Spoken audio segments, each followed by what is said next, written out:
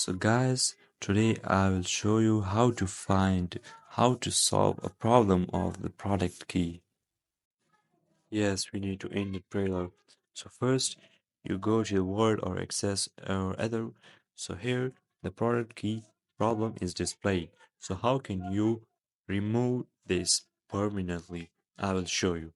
So back this and search here PowerShell, window PowerShell. If you don't have a window PowerShell, so download it and then go to the PowerShell, and here you need to enter a command.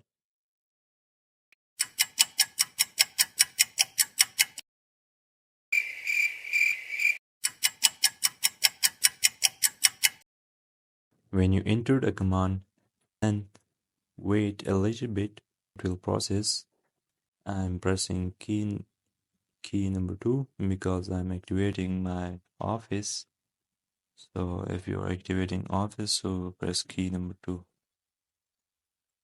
And if you are activating a window, so then you need to enter the window option. So it will process.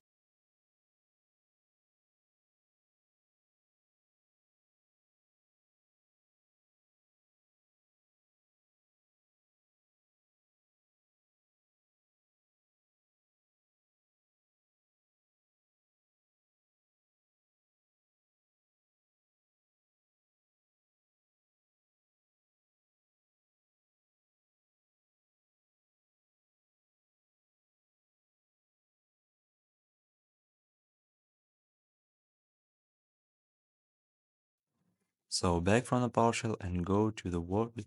As we can see that there's Word is activated permanently, so we can write anything here and we can work in the Word, or you can also work in Access, Excel, PowerPoint, which will you want.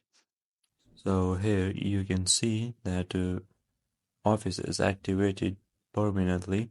So that's how you can also activate your window, Office, whatever you activated, you want to activate it.